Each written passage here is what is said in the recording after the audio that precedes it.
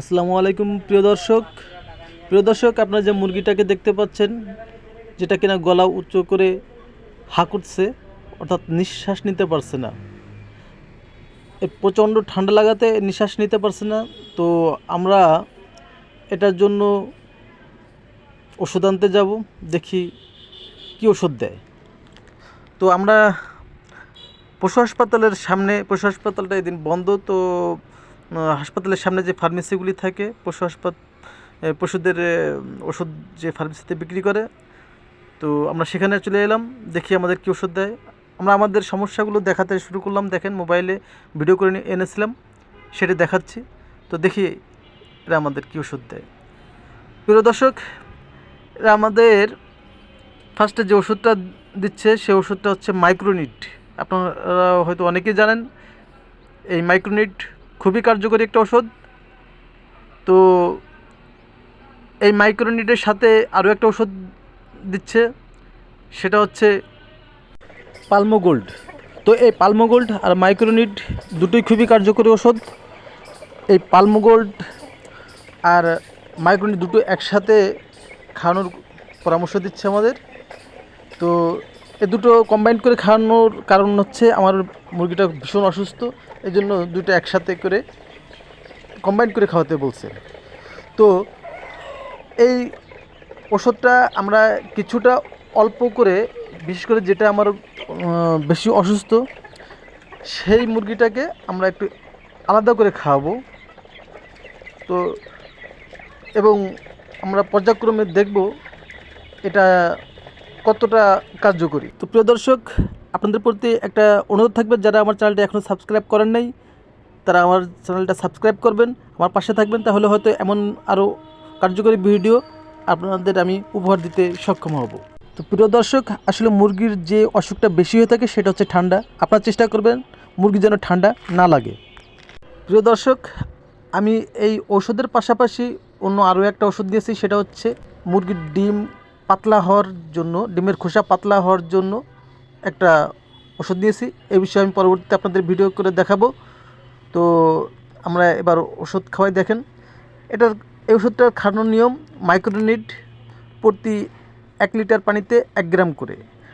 আর এই পালমোগোল্ড যেটা আছে, সেটা প্রতি 1 লিটার পানিতে আধা মিলি। আমি আবার বলছি, প্রতি 1 লিটার পানিতে আধা মিলি করে পালমোগোল্ড খাওয়াতে হবে। তো এটাই ছিল এটার খাওয়ানোর নিয়ম। তো আমরা সিরিঞ্জে করে অল্প একটু পরিমাণ আমরা এই মুরগিটাকে আলাদা করে খাওয়াবো। আমরা তো এই ওষুধটা সব মুরগিকে খাওয়াবো, কিন্তু এই মুরগিটা, বিশেষ করে যে মুরগিতে সমস্যা, এই মুরগিটাকে একটু আলাদা করে খাওয়াবো। তো এটা খাওয়ানোর পরে আপনাদের আমি দেখাবো যে এই মুরগিটা এখন কোন পরিস্থিতিতে আছে। প্রিয় দর্শক, দেখেন আমরা যে খাওয়াচ্ছি সিরিঞ্জে করে। এখন বাজে বিকাল 4টা। তো আমরা আরও 4 ঘন্টা পরে, পরবর্তী 4 ঘন্টা পরে আমরা আবার দেখব যে আসলে আমার এই মুরগিটা কোন পরিস্থিতি আছে। অর্থাৎ আমরা রাত 8টার সময় আরেকটা ভিডিও করব এবং আপনাদের দেখাতে চেষ্টা করব। প্রিয় দর্শক, ভিডিওটা ভালো লাগে আপনারা লাইক করবেন, শেয়ার করবেন, আর কোনো বিষয় জানার থাকলে কমেন্টে জানাবেন, আমি আপনাদের অ্যান্সার করতে চেষ্টা করব। প্রিয় দর্শক, তো আপনারা নিশ্চয়ই দেখতে পাচ্ছেন আমরা এইমাত্র খাওয়ালাম এই মুরগিটাকে। তো আমরা পরবর্তীতে চলে আসলাম রাত 8টার সময়। দেখেন, আমরা মুরগিটাকে খুঁজে বের করতে চেষ্টা করছি লাইটের মাধ্যমে, অর্থাৎ আলু দিয়ে খুঁজে বের করতে চেষ্টা করছি। এই মোরগটার পেছনে আছে। তো দেখি এখন কি পরিস্থিতি আছে।